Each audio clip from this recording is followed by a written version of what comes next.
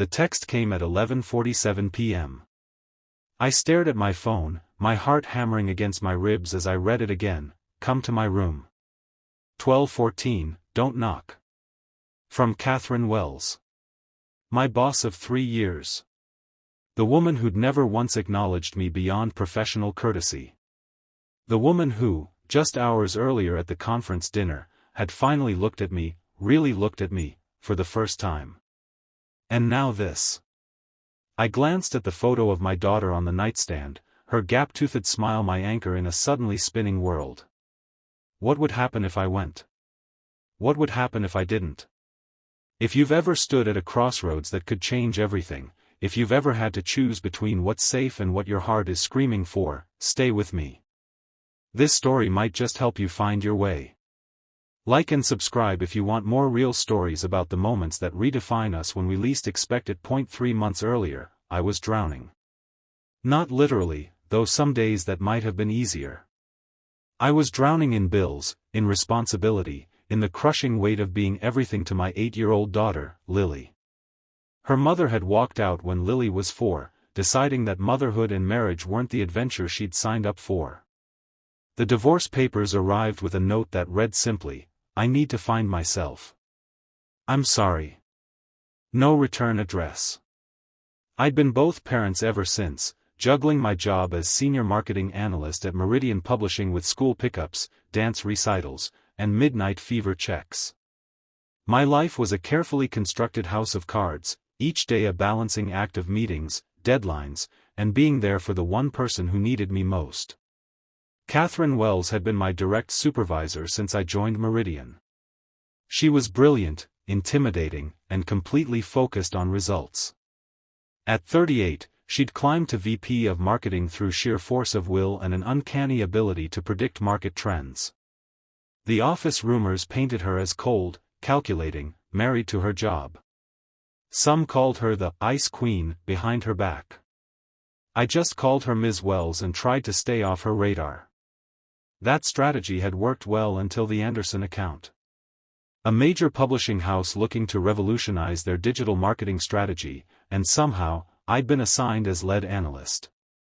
The project would require a 3-day conference in Chicago, my first business trip since becoming a single dad. I can't go, I told Catherine during our weekly team meeting. I don't have anyone to watch Lily for 3 days. The conference room fell silent. Catherine looked up from her tablet, her expression unreadable behind sleek glasses. The Anderson account is priority 1, James. Your presence isn't optional. I understand that, but my daughter. Figure it out, she said, already moving on to the next agenda item. This is your career we're talking about. I sat there, heat rising to my face, anger and helplessness battling for dominance. What did she know about impossible choices? About tucking your child in every night because you promised you'd always be there? About the terror in a little girl's eyes when one parent has already abandoned her? That evening, I sat at our small kitchen table, spreadsheets forgotten as I watched Lily carefully color inside the lines of her dinosaur coloring book. Her tongue poked out slightly in concentration, a habit she'd had since she could hold a crayon. Daddy, is this blue too dark for a Stegosaurus? She asked, holding up a cerulean crayon. Dinosaurs can be any color you want them to be, Lillipad, I said, smiling despite the knot in my stomach. They're your dinosaurs. She nodded seriously, returning to her work with renewed purpose. How could I explain to Catherine Wells that these small, perfect moments, was why I couldn't just figure it out? The next morning, I was preparing my resignation letter when my phone rang. My mother. James, honey, how are you and my grandbaby doing? Mom lived in Arizona now, having moved there after Dad died 2 years ago. She visited when she could, but at 72 with arthritis that was getting worse, those visits were becoming less frequent. We're hanging in there, Mom. How's the new medication working? Oh, you know doctors. Always experimenting on us old folks. She paused. You sound stressed. What's wrong? I never could hide anything from her. I explained about the conference, about Catherine's ultimatum, about the impossible position I was in. "Well, that's simple enough," Mom said. "I'll come stay with Lily." "Mom, your arthritis is not going to stop me from helping my son and spending time with my granddaughter. I'll book a flight today."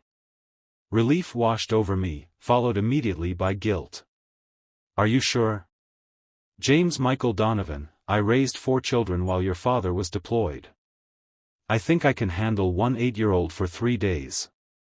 Besides, Lily and I have a puzzle we started last visit that needs finishing." And just like that, one impossible problem was solved. I should have known better than to underestimate my mother. The next day, I stopped by Catherine's office. She was typing furiously, her office immaculate except for a small framed photo I'd never noticed before, a younger Catherine with an older woman, both smiling on what looked like a hiking trail. "Ms. Wells? I wanted to let you know I'll be at the Chicago conference." She didn't look up. "I assumed you would be." "Right. Well, I just wanted to confirm. Is there anything else, James?" She finally glanced up, her green eyes sharp behind her glasses. "No. That's all." As I turned to leave, she spoke again. "Your daughter. How old is she?" The question caught me off guard. 8. Catherine nodded once, then returned to her computer. "Close the door on your way out." That brief exchange was the most personal interaction we'd had in 3 years. 2 weeks later, I kissed Lily goodbye, hugged my mother, and promised to call every night before bedtime. The guilt of leaving was a physical weight in my chest, even as I reminded myself this trip was for her, for our future, for stability. "Bring me back something from Chicago, Daddy," Lily said, her arms tight around my neck. "What would you like, Lilipad?" She thought for a moment, her face scrunched in concentration. "A rock." "A rock?" I laughed. "They have rocks here in Boston, you know." "But not a Chicago rock," she said with the impeccable logic of an 8-year-old. "I need it for my collection." "One Chicago rock, coming up," I promised, kissing her forehead one last time. The flight to Chicago was uneventful. I spent it reviewing my presentation and trying not to check my phone every 5 minutes for texts from Mom. Our team was staying at the Lakefront Regency, a sleek high-rise hotel with views of Lake Michigan. The conference would take place in the hotel's convention center, 3 days of panels, networking, and pitches to potential clients. I checked in and headed to my room, surprised to find it was a spacious corner suite rather than the standard room I'd expected.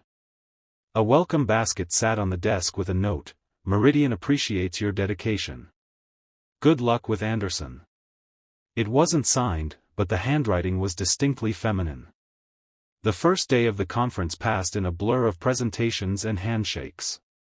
The Anderson executive seemed impressed with our initial pitch, and Catherine, who had barely acknowledged me since arriving, gave me a slight nod after my segment.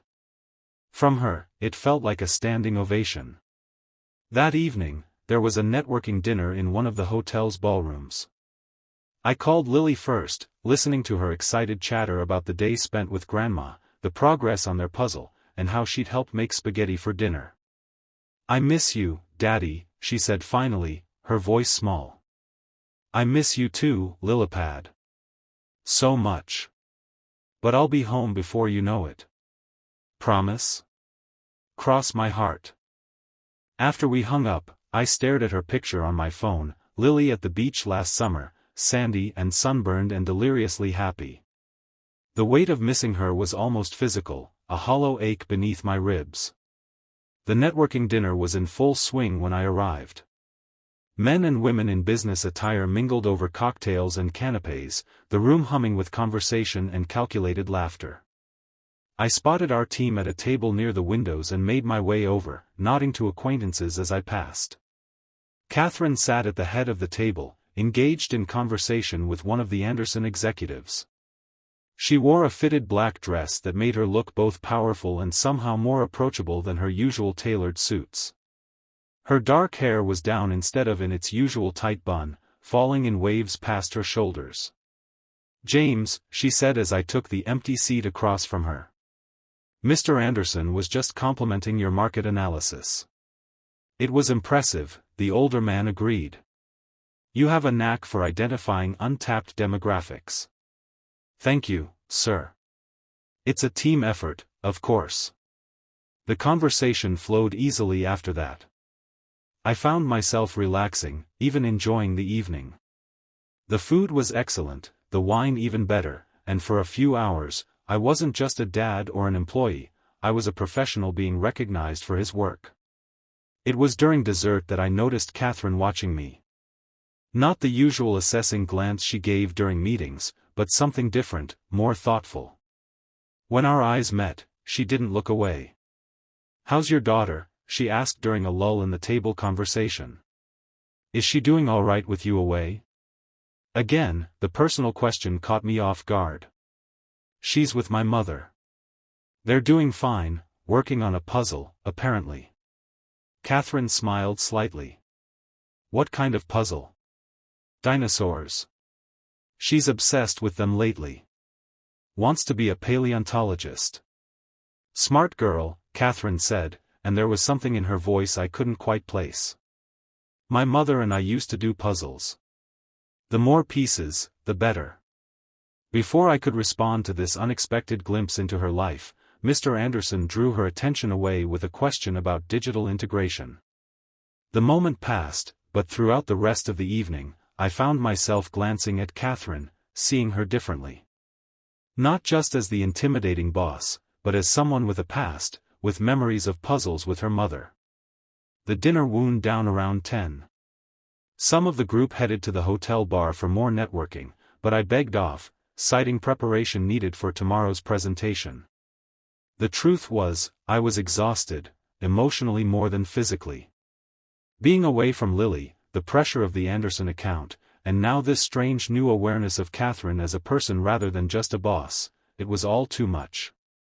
I retreated to my room, kicked off my shoes, and loosened my tie. The Chicago skyline glittered beyond my window, beautiful and indifferent. I thought about calling Mom again but didn't want to risk waking Lily if she was already asleep. Instead, I took a long shower, letting the hot water wash away the tension of the day. Afterward, I checked my email one last time, responded to a few messages from the office, and was just about to turn in when my phone buzzed. A text from Catherine Wells. "Come to my room. 12:14, don't knock." I stared at the message, certain I was misreading it. But no, there it was, direct and unmistakable. My pulse quickened, my mouth suddenly dry. What did she want? Was there some problem with the presentation? Had I missed something crucial? Or was it something else entirely? I sat on the edge of the bed, phone in hand, paralyzed by indecision. Catherine was my boss. My very attractive, very intimidating boss who had never shown the slightest personal interest in me until tonight. Going to her room, especially at this hour, seemed professionally risky at best. And yet, there had been something in her eyes at dinner. Something in the way she'd asked about Lily, shared that small detail about puzzles with her mother. For the first time, I'd glimpsed the woman behind the executive title, and I couldn't deny I was intrigued. But I was also a father. A single father whose daughter depended on me completely. I couldn't afford to make impulsive decisions based on attraction or curiosity. I set the phone down, decided to ignore the text. Then picked it up again. Put it down. Paced the room. Finally, I texted back, "Is everything okay?" 3 dots appeared immediately, then disappeared. Then appeared again. Finally, "Just come." I took a deep breath, ran a hand through my still damp hair, and made a decision. I would go, but only to find out what she wanted. If it was work-related, fine. If it was something else, well, I would handle that professionally too. The elevator ride to the 12th floor felt interminable. My reflection in the polished doors looked nervous, uncertain. Not the confident marketing analyst who had impressed Anderson executives just hours earlier. Room 1214 was at the end of a long hallway. I stood outside it for a full minute, gathering my courage. "Don't knock," she had said. I raised my hand, then lowered it again, remembering her instruction. Instead, I texted, "I'm here." The door opened almost immediately. Catherine stood there in a hotel robe, her hair loose around her shoulders, glasses gone. Without them, her green eyes seemed larger, more vulnerable somehow. "James," she said, stepping back to let me in. "Thank you for coming."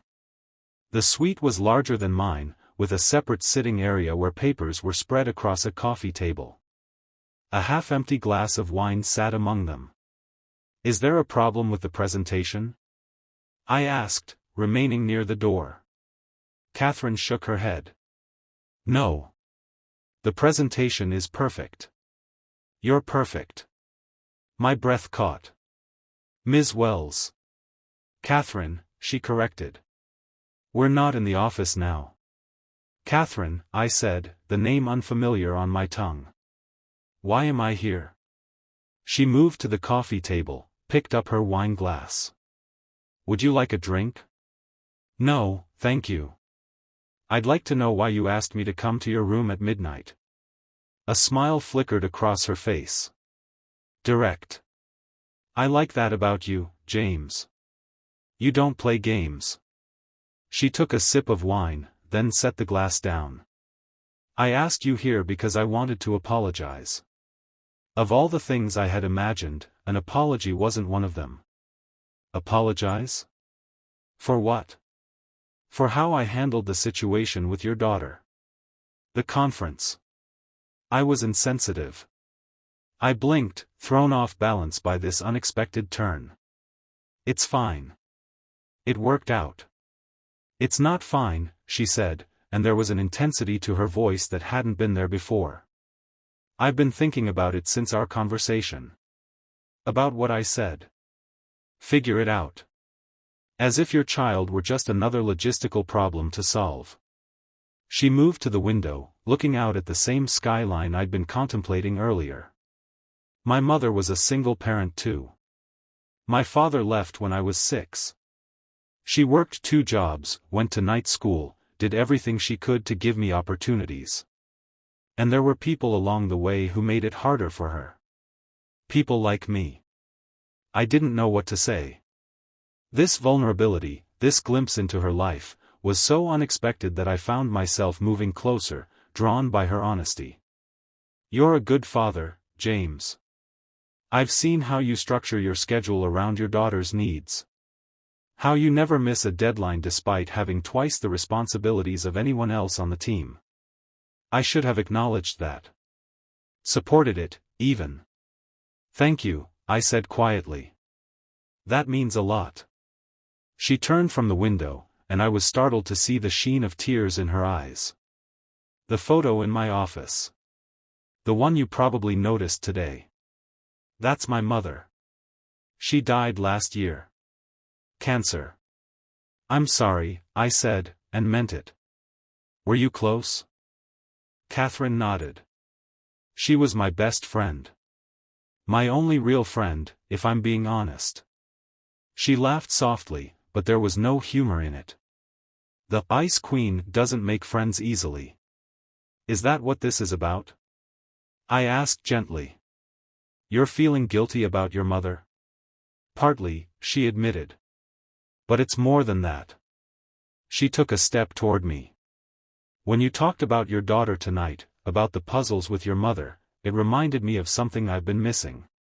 Something I've been pushing away because it was easier to focus on work, on success." Another step closer. "Connection, James. Real human connection." My heart was pounding now, a rhythm I could feel in my fingertips, my throat. "Catherine. I'm not propositioning you," she said quickly. "That would be inappropriate on multiple levels. I wanted to talk. Really talk, without titles or corporate hierarchy between us. Just two people who might understand each other. The tension in my shoulders eased slightly. Okay. We can talk. She smiled then, a real smile that transformed her face, made her look younger, softer. She gestured toward the sitting area. Please, sit. I've been working on the Anderson presentation, but I could use a break. I settled into one of the armchairs while Catherine took the sofa, tucking her legs beneath her in a casual posture I never would have associated with the formidable executive I knew from the office. Tell me about your daughter, she said. Lily, right? Beyond the dinosaurs and puzzles. Something in her tone, genuine interest without agenda, made it easy to talk. She's amazing. Smart, stubborn, kind. She has this laugh that starts in her belly and just bubbles up until everyone around her is laughing too. She collects rocks, hence the Chicago rock request, and can tell you the scientific name of every dinosaur that ever existed. Catherine smiled. She sounds wonderful. She is. She's also terrified of thunderstorms, refuses to eat anything green, and has nightmares about her mother leaving that wake her up crying. I hadn't meant to share that last part, but something about this midnight conversation felt safe, removed from our normal lives. How do you handle that? Catherine asked softly. The nightmares? I hold her. Tell her stories until she falls back asleep. Promise her I'm not going anywhere. I looked down at my hands. Sometimes I wonder if I'm enough. You are, Catherine said with such certainty that I looked up, surprised. Trust me, James. A parent who shows up, who listens, who makes promises and keeps them, that's everything. Your mother was like that? She nodded, reaching for her wine glass. She worked constantly, but she was present when it mattered. She taught me to be strong, independent. A shadow crossed her face. Maybe too independent. Is that why you've never? I trailed off, realizing I was about to ask a very personal question. Married? Had children? Catherine finished for me. Partly. I saw how hard it was for her, doing it alone. And then I got caught up in proving myself, climbing the corporate ladder. Relationships seemed complicated. Messy. They are, I agreed. But worth it. Even when your wife left? The question might have felt invasive from anyone else, but Catherine's expression held only compassion. Even then, I said after a moment. Because without her, I wouldn't have Lily. And Lily is worth everything, every sleepless night, every missed opportunity, every moment of doubt. Catherine was quiet for a long time, swirling the wine in her glass.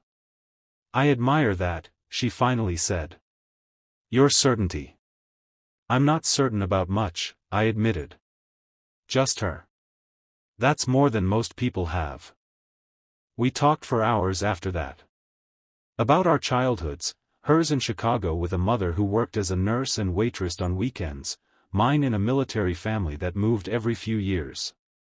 About books we loved, places we wanted to travel, dreams we'd set aside.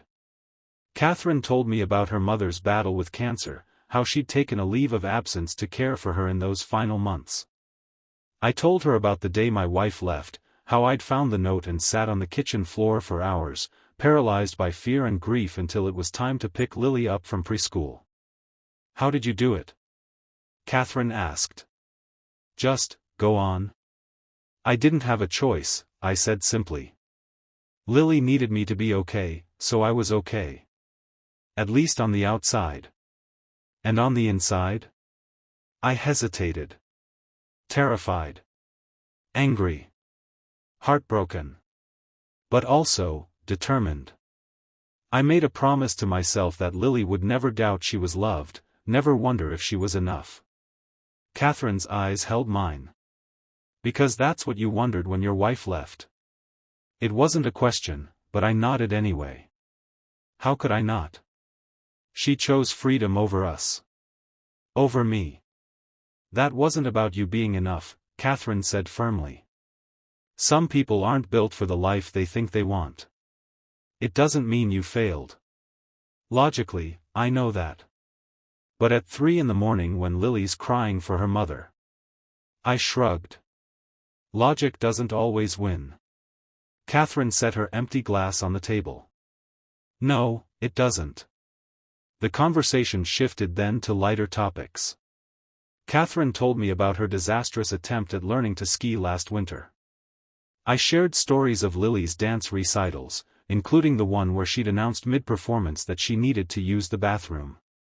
We laughed together, the formality between us dissolving with each passing hour. It was nearly 4 in the morning when I finally glanced at my watch and realized how late it had gotten. I should go, I said reluctantly. We have presentations in a few hours.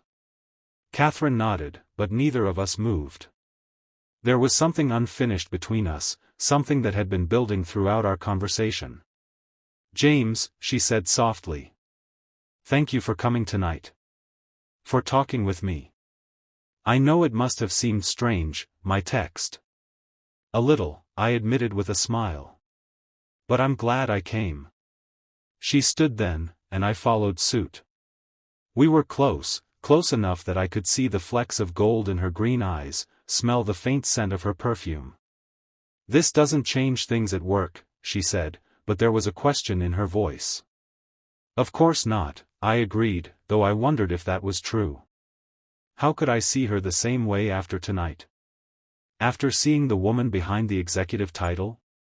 Good, she said, but she didn't move away. Because I value you as an employee. Your work is exceptional. Thank you. But I also. She hesitated, uncharacteristically uncertain. I'd like to know you better, James. Outside of work. If that's something you'd be open to. My heart raced. Are you asking me out, Ms. Wells? A smile tugged at her lips. I believe I am, Mr. Donovan. Though perhaps we should get through this conference first. That seems wise, I agreed, though part of me wanted to close the small distance between us, to discover if her lips were as soft as they looked. Instead, I took a step back. Good night, Catherine.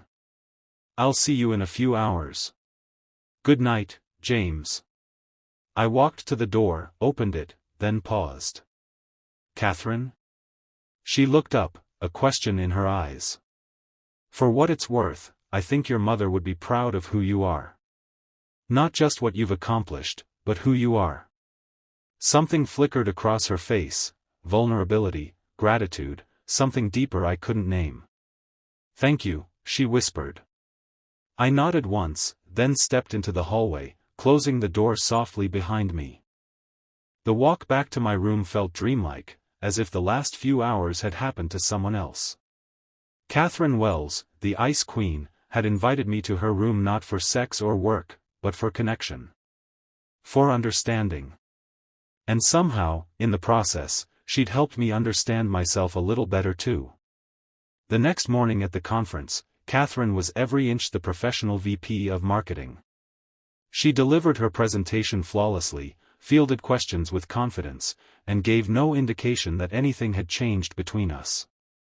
But once, when no one else was looking, she caught my eye across the room and smiled, a small, private smile that sent warmth spreading through my chest. The Anderson executive signed with Meridian that afternoon, impressed by our comprehensive strategy and innovative approach. The team celebrated with champagne in the hotel bar, Catherine accepting congratulations with gracious professionalism. This was your vision, I told her during a quiet moment. You should be proud. It was a team effort, she replied, echoing my words from the dinner. But thank you. That night, there was no midnight text. I told myself it was for the best, we both needed sleep, and boundaries were important. But I found myself checking my phone anyway, hoping. The final day of the conference passed quickly. Workshops, closing remarks, goodbyes to new contacts. Through it all, Catherine and I maintained our professional distance, though there were moments, a brush of hands as we reached for the same coffee carafe, a shared glance during a particularly tedious panel, that felt charged with new meaning. As we prepared to leave for the airport, Catherine pulled me aside in the hotel lobby. "James, I wanted to thank you again for your work this week. The Anderson account is a significant win for Meridian." "Happy to help," I said, aware of our colleagues nearby. She hesitated, then reached into her bag and pulled out a small box. "This is for Lily. A Chicago rock, as requested."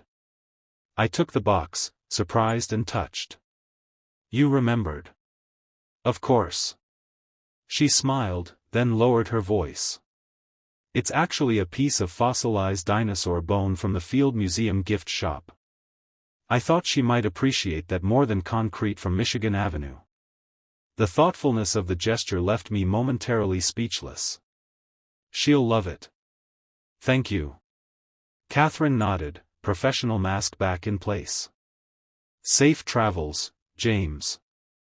I'll see you back at the office on Monday." "You too, Catherine." She walked away then, pulling her carry-on behind her, every inch the confident executive. But I knew something now that I hadn't known before, knew that beneath that polished exterior was a woman who remembered puzzles with her mother, who bought dinosaur fossils for little girls she'd never met, who sought connection in the quiet hours of the night. The flight home was turbulent, but I barely noticed. My mind was too full of Catherine, her smile, her vulnerability, her strength. And questions. So many questions about what might happen next, about whether our midnight conversation had been a one-time aberration or the beginning of something more. When I finally walked through my front door, Lily launched herself into my arms with a squeal of delight. "Daddy! You're home!" I caught her, spinning her around as her laughter filled our small apartment. "I missed you so much, Lillipad." "Did you bring me a rock?" she asked, practical as always. I laughed, setting her down to dig in my bag. "Even better. But first, where's Grandma?" "Making dinner," Lily said, bouncing on her toes with anticipation. "We finished our puzzle. Come see." She dragged me to the dining table where a 500-piece dinosaur landscape was proudly displayed. Grandma only helped a little with the sky part. "It's beautiful," I said, genuinely impressed. "You did an amazing job." Mom appeared from the kitchen, wiping her hands on a dish towel. "There he is. How was Chicago? Did you wow them with your marketing genius?" I hugged her, breathing in the familiar scent of her perfume. "We got the account. And Chicago was unexpected." She raised an eyebrow at my tone but didn't press. "Well, dinner's almost ready." Lily insisted on spaghetti again. "Apparently it's the only thing I make that's better than yours." "Not true." Lily protested. "Your cookies are better too." We laughed, and for a moment, everything felt wonderfully normal. But as I watched Lily excitedly open Catherine's gift, her eyes widening at the fossilized bone, a real dinosaur, "Daddy," I knew that something fundamental had shifted during those hours in Catherine's hotel room. I had seen a different future, one where I wasn't just dad and employee, but also a man capable of connection, of understanding, of being understood. Monday morning came too quickly. I dropped Lily at school with extra hugs and headed to the office, uncertain what to expect. Would Catherine acknowledge our conversation? Would she pretend it never happened? Had I imagined the connection between us? The marketing department was buzzing with news of the Anderson account. Colleagues stopped by my desk to congratulate me, ask about Chicago, share office gossip I'd missed. Through it all, I kept glancing toward Catherine's office, but her door remained closed. It wasn't until late afternoon that I saw her. She was in the conference room, reviewing documents with the creative team. She looked up as I passed, her expression professional but her eyes warm. "James," she called. "Do you have a moment?" I stepped into the room, heart inexplicably racing. "Of course. We're finalizing the Anderson implementation schedule. I'd value your input." For the next hour, we worked with the team, discussing timelines and deliverables. Catherine was focused, insightful, every inch the boss I'd known for 3 years. Yet there was a new ease between us, a subtle understanding that hadn't existed before Chicago. As the meeting wrapped up and others filed out, Catherine lingered, organizing her notes with deliberate care. "How's Lily?" she asked when we were alone. "Did she like her rock?" I smiled. "She loves it. It's currently the centerpiece of her collection, with a hand-drawn label and everything." "I'm glad." Catherine hesitated, then looked up at me directly. "James, I've been thinking about our conversation." "Me too. I meant what I said, about getting to know you better. Outside of work." She straightened her already perfect stack of papers. "But I understand if you're not interested, or if it's too complicated with Lily Ann." "I am," I interrupted. "Interested, I mean." Her smile then was worth every moment of uncertainty. "Good. That's good. But you're right, it is complicated. I'm a package deal, and Lily has to come first." "I wouldn't expect anything less," Catherine said. "How about we start simple? Dinner, this weekend? I know a place with excellent mac and cheese, if Lily would like to join us." The thoughtfulness of the suggestion, acknowledging Lily, making space for her from the beginning, told me everything I needed to know about Catherine Wells. "She would love that," I said. "And so would I." Catherine nodded, professional mask slipping just enough to reveal the woman I'd met in that hotel room. "It's a date, then." As I walked back to my desk, I couldn't help but think about how life changes in the moments we least expect. How a text message at midnight can open a door to possibilities you never imagined. How sometimes, the most important journeys begin with the simple words, "Come to my room. Don't knock."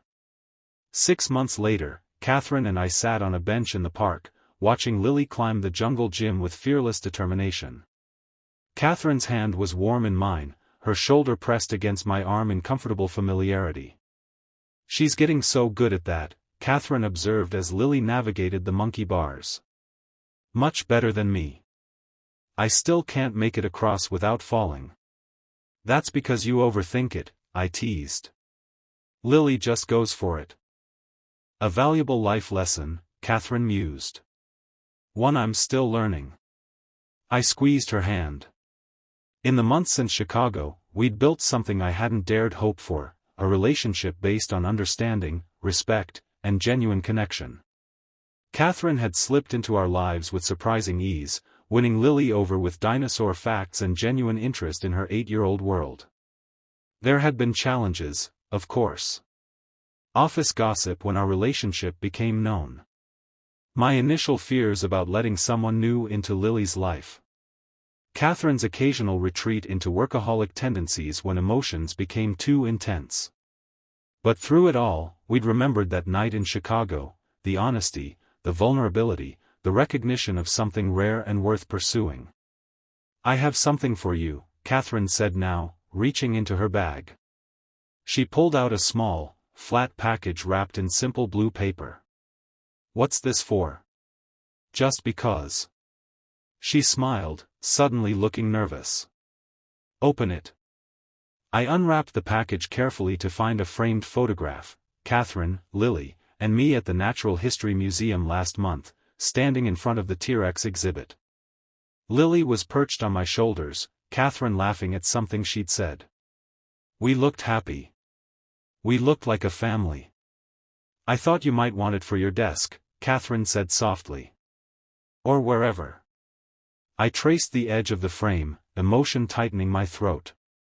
"It's perfect. Thank you." She leaned her head against my shoulder. Who would have thought, right? That text message was the scariest thing I've ever sent. Scarier than the quarterly presentation to the board? Much scarier, she confirmed.